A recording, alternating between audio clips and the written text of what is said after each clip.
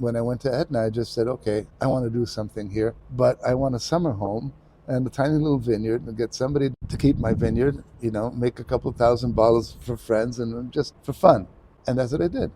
Then released my first wine, 2002, Guardiola. It was, Vinitaly was taken by storm. I mean, everybody said, what the hell is this? Blah, blah, blah. And then I started getting into trouble because the second vintage, I brought barrel samples of Vinitaly. Again, by that time I had Guardiola and a little piece of Calderara. And again, the same thing happened. But when the wine got to be bottled, it wasn't the same wine. I just had it shipped and didn't even taste it after it was bottled. And I got complaints, and then I tasted it. It wasn't my wine. So I had to destroy everything. At that point, I said, well, now what do? Either I sell everything for a loss and just get out of there, or I buy property where I can make my own wine. Fascinating people with stories to share, fabulous wines and the best local foods to accompany them, and beautiful places to discover and visit. All of this and more on Wine, Food and Travel with me, Marc Millon, on the Italian Wine Podcast. Join me for a new episode every Tuesday. Welcome to Wine, Food and Travel with me, Marc Millon, on Italian Wine Podcast. Today I'm in Verona before the start of a whirlwind of activity. It's opera wine this afternoon, and over the next 4 days, this will be one of the busiest places on the planet, seemingly, when Vinitaly gets underway. So it's my great pleasure to have the opportunity to meet and introduce a producer whose wines I've long admired, and I'm very happy to have a chat with Marco De Grazia of Tenuta, delle, Terre Nere. Marco, thank you so much for taking the time to join us. How are you today? Fine, thank you. Fine, thank you. Yeah, I know you're setting up for opera, which will be this afternoon, which is a great event. The best Italian wines from all over the country gathered together under one roof. And I'm looking forward to it too. I really wanted for you to take us to Etna, but before that, beginning with your story, which I guess goes back to your origins in Tuscany, leading up to Le Langhe and the Barolo region. So we were just discussing this. You began working in wine first in Tuscany in the early 80s. In 1980, professionally. Yeah. Started my company. Did you ever meet a guy called Joel Butler? Name sounds familiar. He's a very nice guy. I think he was the first American master of wine years ago, many years ago. In fact, it's his responsibility that I went into the wine world. So long before 1980, I was passionate about wine and, moved into the Chianti in 1977. And so that I could walk to all the estates and see them and the lay of the land and all that kind of stuff. But then I went to California and did my last 2 years, graduated from Berkeley. What did you graduate in? Well, basically classics, comparative literature with the specialization Greek, classical Greek and philosophy. So anyway, we met. He was working in a wine store there, and he had done his third year abroad from Stanford University in Florence. So we shared people. So I was looking at some bottles of wine he had there and turning them around to see the prices, see if I could afford them as a student. And he had the only decent selection of Italian wines in America, as far as I knew. And I was very, very surprised. And he came over and he, asked me if I needed help. And so we started chatting. I told him, I was amazed that I said, but you can do better. And so he was a bit taken aback. And I said, look, no, don't take it ill. Why don't you come over to my place and I'd ship some wine and we'll have dinner and see what you think. So we became very fast friends. And he said, you have to get me these wines for my store. I'm the buyer. I'll put you in touch with an importer. He'll DI the wines. I said, look, I've got to graduate. I've got a lot of work and this and that. But we kept seeing each other and spending time together. He used to buy some grapes in Sonoma and had a couple of barrels, and he would make some wine for himself and so on and so forth. Very nice guy. Just came 3 weeks ago, came to see me on Etna. So this is 1979. And then so Marco, 1979, this was the demise of the Mezzadria. The country in the Chianti was really in great transition because a lot of the Casa Colonica had been abandoned and people hadn't yet really moved in yet. Although, of course, Tignanello had been released earlier. The Renaissance in Chianti was only just beginning then, wasn't it? Well, there wasn't a Renaissance at all at the time, In fact, in Tuscany, things were looking very bad. Actually, the mezzadria ended in 67 formally, legally. But then the old folks kept on. They stayed stayed on, and until their sons dragged them into little houses up in the suburbs of Florence and so on, or Siena. And at the time, they also, because of that, there were the two Feoga plans to replant, and 80% of Tuscany was replanted in a decade. But, that brought very good things and also evil, because nobody knew about clonal selection at the time. Yeah. That's at the time where the big nurseries started, and a lot of very bad Sangiovese was planted. Consequently, people complained about needing better varieties to make a better wine, and that's how it all mumbo-jumbo way started. Uh-huh. Also, because a lot of foreigners came in to buy, because you could buy for a song, and they didn't know where to plant and where not to plant. They planted just anywhere, and if they had poor Sangiovese, they blamed it on the Sangiovese instead of a bad position or a bad place to plant. Anyway, everybody was more or less convinced. The Antinori came in and invited Émile Peynaud to give a discussion on barriques and barrique aging. And I was invited, like many young people, and it was a great masterclass. Things were beginning with a lot of enthusiasm and a lot of ignorance. And more there than probably anywhere else in Italy? Definitely more intensity than anywhere else, and also more culture than anywhere else, but also ignorance. I mean, Tuscany, well, I don't want to go real back, but Tuscany was definitely advanced. The Tuscan contadino or vigneron had an extraordinary education, and if you think about it, Tuscany never had any immigration.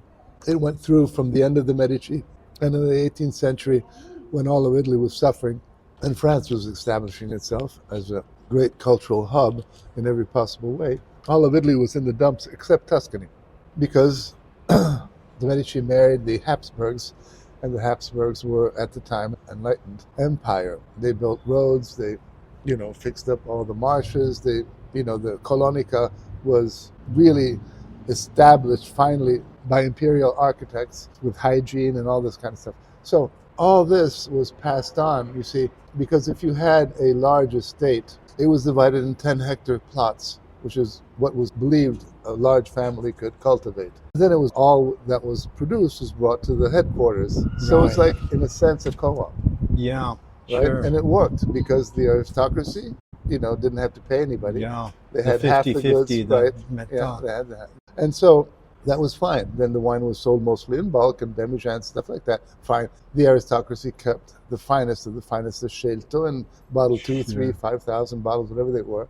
And they had the prosciutto from the pig. And, and they had everything, but basically they had the best top wines, and nobody would buy them, really. Nobody bought wine in bottles at the time, but they liked to do that, and the Antinotis had it with the Ricasvis had it with, and so on and so forth. And some of the wines were outstanding, absolutely outstanding. Were they actually bottled from the demijohns? Yes, they were. And then there was the very beginning, for instance, in 1968, Fonterutoli bottled its first Riserva, and 68, 69, 70, 71, they bottled it, but they didn't sell it. It was Conte Pandolfini that sold it. He had a small little company called Silicru, and the rest they sold in bulk to the Antinori. So is that right? very few people were bottling at the time, and there were these wonderful innovators like Pandolfini, who also had his own estate at Tiziano, who, anyway, all kinds of gentlemanly things were going on. And I was in the middle of all that. So the vigneron there had learned from the aristocracy, and most of the people, the owners of the large estates, were graduates in agronomy or engineering or whatever. So they were, educated people, and they transmitted this to the sottofattoris and everything like that. And it all came down to the contadini, the vignerons. So when they started their own little projects, they knew a lot more than anybody did in even Piedmont or in the Veneto Friuli. There was nothing, right? And they'd had generations on that. So there was a perpetuation of culture that never stopped in Tuscany. Other places it did, and there was a huge poverty in Tuscany. We'd never suffered that kind of poverty. That was one of the important, significant moments in modern Italian wine. And you were involved in another one then when you moved up to the Langhe. Yeah, well, I just did back and forth, really. I still stayed in Florence. Okay. I kept going back and forth, but I had wines from all over Italy, little by little. But my favorites were certain areas of Tuscany, the Langhe, and also also Gattinara and gave me those places, Okay. which I liked very much. Nebbiolo. Yes, also Nebbiolo, and Roero, also Nebbiolo, but mostly, of course, Barolo and Barbaresco. Of course, there were very few people at the time bottling wine. Very, very few. Still in demijohns going to Torino, and to the Anywhere. bars. Torino was the farthest place. Right. But I mean, statistically, in 1980, I think it was 93% of all Nebbiolo went to co-ops and, bottlers, Uh-huh. negociants. Right. Right? There were people like Gaia or Giacosa, Pio Cesare, the Conterno brothers. I would say there Marchese was... di Barolo. Marchese di Barolo is not, again, it's a co-op. No, the family. Well, there were a few, Yeah, Cordero di Montezemolo, let's say maybe 15 Mhm. estates in Barolo that bottled. Yeah. And the rest, went to whoever. But at the time, to give you an idea of what people thought of Barolo, Dolcetto grapes were more expensive than Nebbiolo grapes. Is that right? Yes. A lot. If you went and bought 3 cases of Dolcetto, they would give you a case of Barolo. Is that right? Oh, yeah. Oh, yeah. It was Dolcetto more than Barbera as well? Yes. Well, see, because the way it worked is Dolcetto is the first one to be harvested. Yeah. So the first Then to you get had your money Barbera. back. Yeah. And then people would harvest the Dolcetto, vinify it off into demijohns. In the same vats, they would put the Barbera, and then they put the Nebbiolo. And since it was the cleanest place to keep the Nebbiolo, they would try to sell off the Dolcetto, try to sell off the Barbera, and keep it on the skin until they could afford to fill more demijohns out, and, this kind of stuff. And then they would try to sell the Barolo. But that time it was, very often too long on the skins, badly vinified, old barrels that it would go into. It was just Capello sommerso. all kinds of stuff. Anyway, and overcropped as well. Because if you're selling grapes or if you're selling wine in bulk, you've got to make as much as you can. So that was more or less the reality. Then there were the exceptions. As I mentioned, there were the exceptions who were making very fine wines, maybe not consistently, but they were doing good stuff. And so in that kind of world, I entered with first 1, then 2, then 3, then 4, 5 vignerons till I got over 30 in the Langhe. We were working together.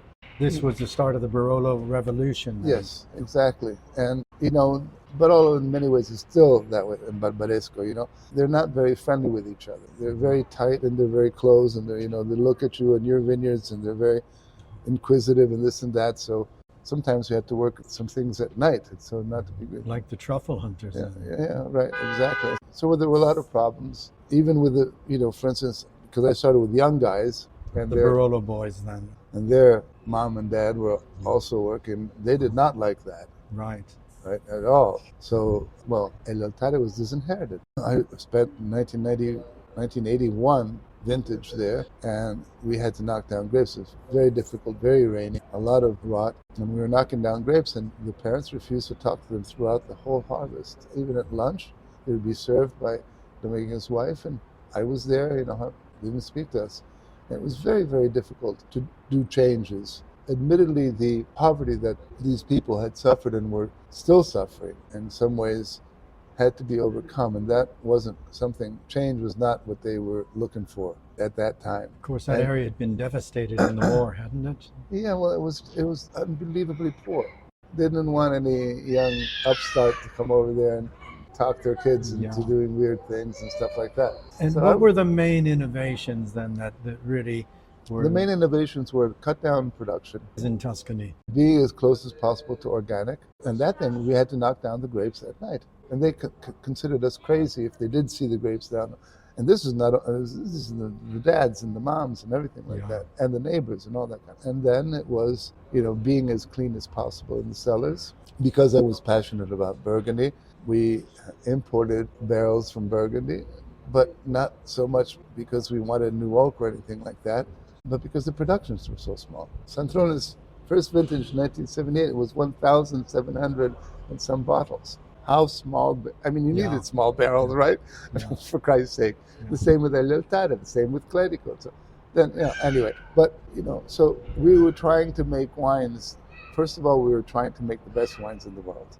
And we had the enthusiasm and the energy to do it. In doing everything, like every extreme, like every revolution, you go to all kinds of extremes, try all kinds of things, but we were putting together all of our knowledge. We were a team. This never happened in Piedmont, Yeah. right? We went to each other's cellars. One did one experiment, the other did another one, the other did another one. Then we pooled our experiments Yeah. together. This was incredible. It was unheard of. Incredibly exciting moment Yes, very because you were exciting. getting the results. Yeah, we were getting results, and in fact, everybody was of the old school was against us, except there were some exceptions there too, but most of them were. Families fell apart over this at that time, didn't they? Oh yeah, oh yeah, oh yeah, and so there was a lot of bad blood, but little by little we were successful, and that brought a lot of other people following us. Just to give you an example, in '79 there was a store in San Francisco near Union Square called Caravanserai. As the name said, it sold a lot of things, some of them exotic, some of them more, but high quality. They also had a few wine bottles. They were selling off 6 or 7 vintages of Barolo Monfortino for $5 a bottle. Okay? That's how bad it was for Barolo. I bought them all, of course. Yeah. So, and as I said, you could sell Dolcetto, and it was easy to drink, Yeah. and you could sell Barbera. Barbera was more difficult because 65% of Piedmont is Barbera. But Conterno at that time would have been one of the strict traditionalists. Giovanni Conterno, Giovanni, yeah. yes, Giovanni Conterno was one of the strict traditionalists, but he was marvelous. He Yeah. was like an uncle to me. He was a strict traditionalist, but very open-minded. So in '95, with a bunch of crazy friend of mine, we started an estate in Argentina. So I was up in Piedmont, and I told Giovanni Conterno, and he said, in Argentina? Well, he said, Marco, listen, I don't have to tell you anything, but one thing I want to tell you is, no matter what you do, make the best wine humanly possible, and I'm sure it'll be wonderful. See, other people would not have told me that. Yeah. He was Yes. a generous man. Yeah. He gave me so much of his wine, old vintages he had me taste, and this and that. Aldo Conterno was also a great gentleman. They just didn't talk to each other. Yeah. So, and I have to say that most of the so-called, the people that did bottle had a higher level of culture. Even if they didn't belong to aristocratic families or anything like that, they did have, something extra. And they all of them were very friendly and helpful to me. So Marco, you were involved in this great moment in Tuscany when the countryside was being transformed, and then you were in Barolo and Langhe again when there was a complete transformation of the countryside and of the way of life and of the way of thinking about wine, people living and making living from wine. And then you decided to go somewhere completely different, Yeah. to go down to Etna. Yeah. What brought that on? What compelled you to go? Because Etna at that time, this is the 90s? Yeah, this is late 90s. Late 90s, was again one of the most ancient winelands in Italy, in the world, but not yet rediscovered. That was No. only just beginning. No. Actually, by that time, our distribution and consulting company, the Marco De Grazia Selections, was hugely successful. So not only was I still looking around for estates with which to work with, but dozens and dozens and dozens of estates would send us wines and to ask if they could be part of the selection.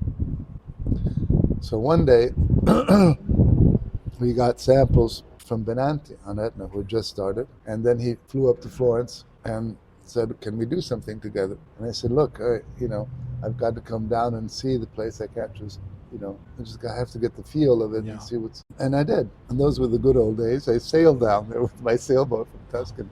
I decided not to take Benanti on, but I rented a car with my crew and we went driving around Etna and other places, and then just tasting wines from people that didn't bottle at all, just Still made in the palmentos. right, exactly. And I was very moved by the wines because it's not, that there weren't great areas in Tuscany.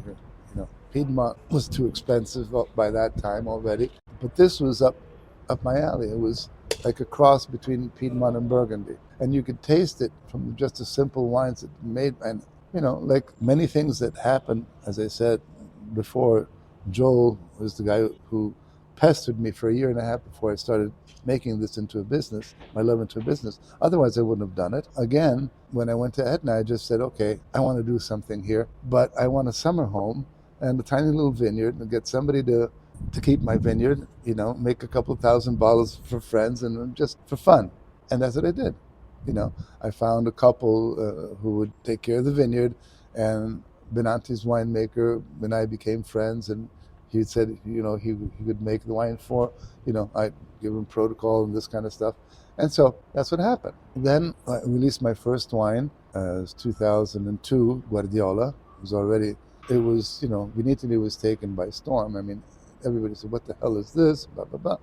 I got enthused and got another little Was it vineyard. called Tenuta delle Terre Nere then? Yes. Yeah. Yes. Right from the beginning. Yeah. And then I started getting into trouble because the second vintage, I brought barrel samples of Vinitaly. Again, by that time I had Guardiola and a little piece of Calderara. And again, the same thing happened. But when the wine got to be bottled, it wasn't the same wine. And so I just had it shipped and didn't even taste it after it was bottled. And I got complaints, and then I tasted it. It wasn't my wine. So I had to destroy everything. At that point, I said, well, now what do I do? Either I sell everything for a loss and just get out of there, or I buy property where I can make my own wine. And I was doing this with my brother at the time. So we talked it over, and somebody offered me this wonderful property where now we have the winery and everything like that.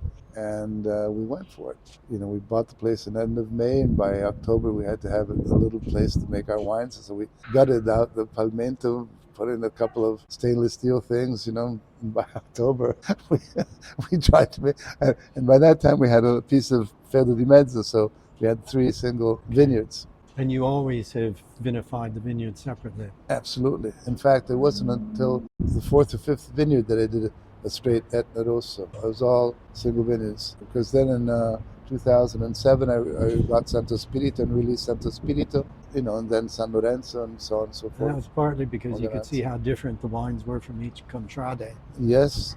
Still today we vinify 50 different Merlot Mascaleses. Old vines, young vines, different places, and that.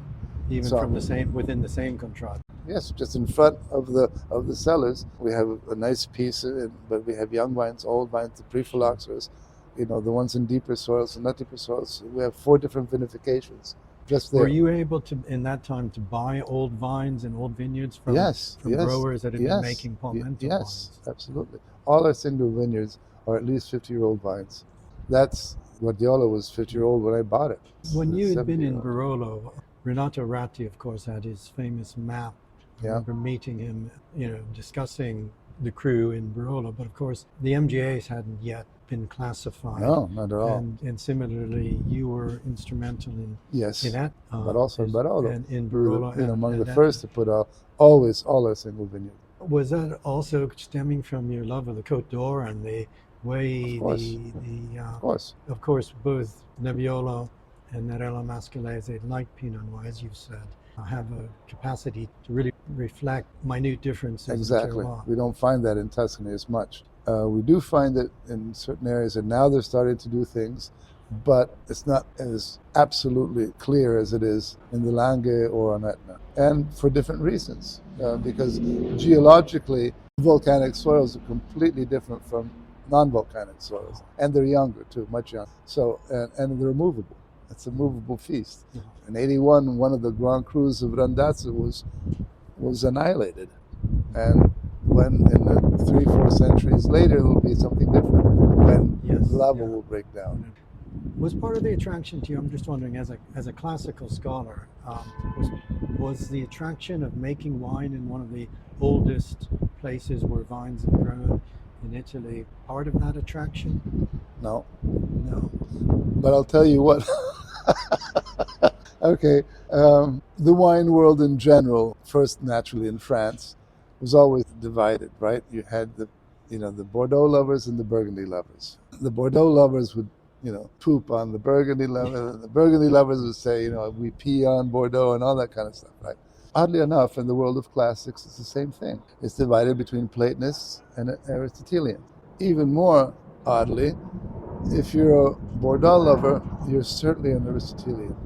If you're a Burgundy person, you're a Platonist. There's no question about it.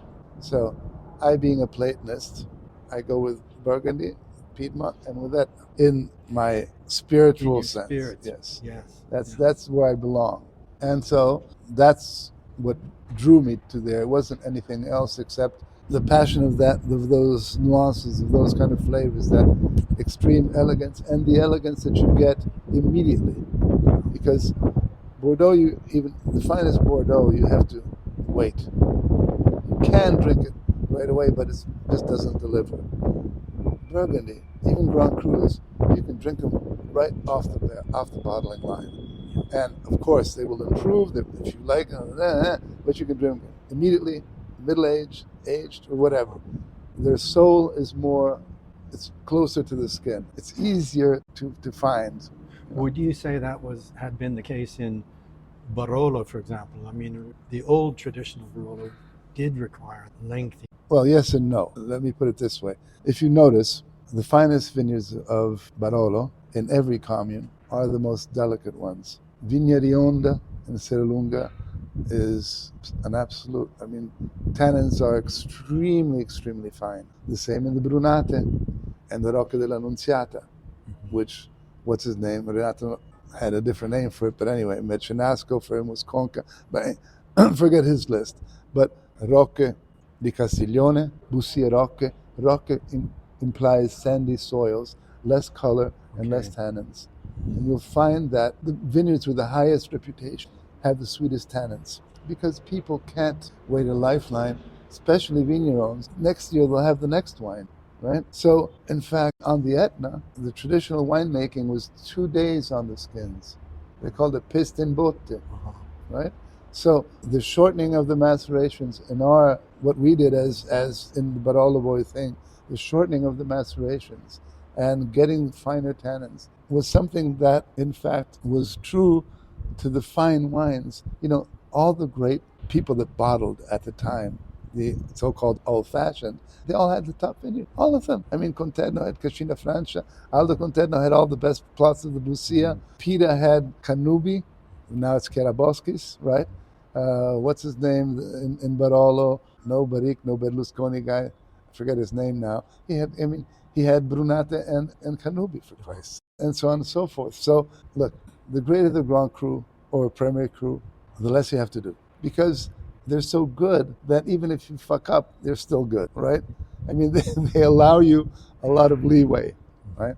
And they'll still be good, and they'll still be fine. Because that's a difference. It's easy to make a big wine, right? Difficult to make a fine wine. If you have a fine vineyard, then that will deliver. Even if you over-macerate a bit, even if you're not perfectly clean, you'll still get a fine wine. The tradition of the Palmento... Mascarella, that's the guy I was thinking of. Of the Palmento wines, they were making strong wines to send to Riposto to go out. But that fineness was still... Not at all. In fact, I found through a friend of mine a little booklet of a merchant's pricing, and they went by Contrade. Okay. The price went by the finest Contrade, had the highest prices. Then, of course, they had the quantity of wine that was produced until phylloxera on Etna was, huge. Huge. Okay?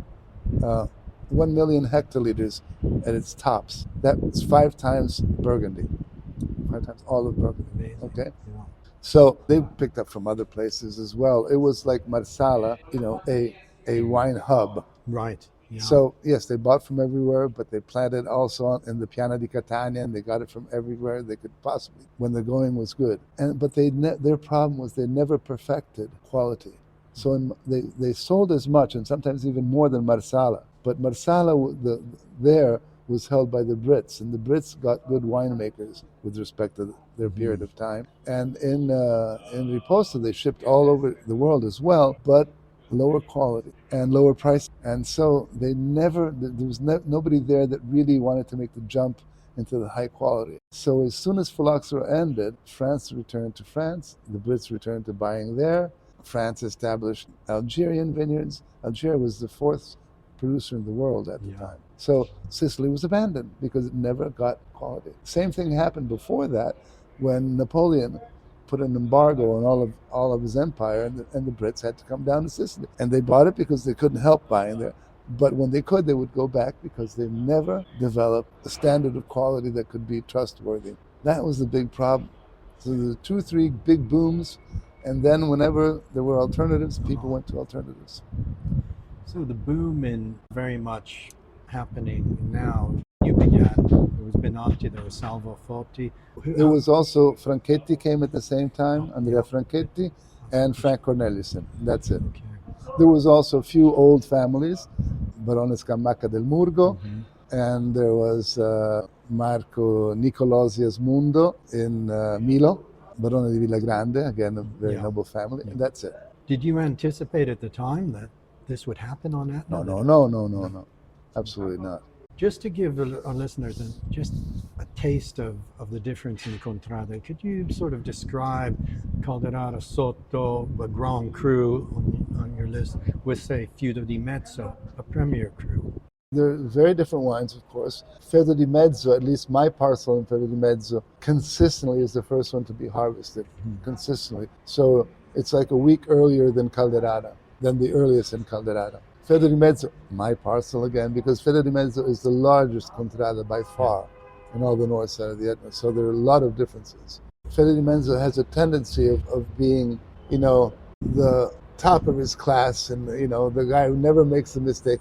As soon as you make the wine, it's perfect. I mean, it's so perfect, it's kind of boring, because you don't get any. It's a wonderful, ages beautifully, but it's impeccable. You get it off the skins. You never get a little bit of tannins off. You never get a little acidity there. It's already generous and whole and lovely and beautiful. Calderara, like all Grand Crus, has something which is a bit ineffable, but with a bit uncontrollable. Well, no, it's just that it's difficult to describe because it's so subtle. In Calderara, what happens is that, again, as soon as it's off the skins, oddly enough, it's not fruity or flowery. It's not spring-like. All other Etnas that we have this beautiful flowery, including Fiuto di Mezzo and everything else. All wines do in general, right? Now, Calderara is born autumnal. You rack it off the skins and you immediately get spices and wet moss. It's immediately a grown-up guy. And it has the finest of all tannins, the finest, most delicate. Immediately. There's no waiting to be done. And underneath the tannins, it has a gentle depth. Again, tannins are very important, and I love tannins. They give a grip to wine, which is fine. But if the tannins go a little bit overboard, they tend, obviously, to cut your palate short. And so, Calderara, it lingers. The palate is long and never ends because of that. But I just had a Magnum of 2005 Fiuto di Mezzo. It was absolutely, out of this world. It was gorgeous. So in the end, that side of it is a very, as you see underneath the Fiuto di Mezzo, I write Quadra delle Rose, because that little vineyard was known by the owners and the neighbors. I found out after I bought it. And it delivers something quite unique, I believe. Moganazzi, for instance, is more tannic. It has a tannic, it's like a pommard. It's born that way. But it has a brilliance, it has a, how should I say it? Yes, a solar quality that's so powerful. The light shines so finely on the wine that the tannins fit in it. Yeah. They do well, and they disappear after 2-3 years. They soften it, but that brightness stays. So each one has a distinct character, very much so. Marco, you make wines that are nuanced and precise and really reflect terroir. How important is it for you that your wines are enjoyed with food? How important is food for you as a winemaker? Because that's how these great red wines would be drunk. They're not vino da meditazione. No. I think in general, culturally in Italy, wine is drunk with food, period. If you want to have a little aperitivo, but even if you have an aperitivo, you have a little tidbit of something. Yeah. The big, great Merlot craze, for instance, started in the United States because people like to drink red wine outside of dinner and lunch, used to. But in general, wine should be had with food. Yeah. And I'm not too picky as to what food goes with what wine. If it's good food and good wine, it'll work. Is there anything that particularly pairs well with Etna? Well, Etna is extremely versatile because it's so fine you can have it with fish, but it's rich and you can have it with meats and you can have it with pasta and you can have it with just about everything. It has to be, one would wish to drink a fine wine with some fine food. But that doesn't mean you have to go to a fine dining restaurant. It can be a very good trattoria. Food is very important for wine. Sure. Yeah. In fact, that's the vehicle that put Italian wine on the map was fine Absolutely. Italian dining. When fine Italian restaurants started opening throughout the world, then, people went to drink the fine Italian wines. Yeah. Before that, it was, the mom and pop immigrants that gave you spaghetti and meatballs. What would they give you? A big jug of Sure. Valpolicella or something from the co-ops. Yeah. Marco, you started your career, you were a student of classics, and you found yourself more into the world of wine. Has wine always been something of an intellectual exercise? Yes, yes. Because it's wonderful. It's wonderful to go look for all the different spots why that is more important than the other one. And I had wonderful teachers. And the teachers, well, I had two great teachers. One was the owner of a mescita.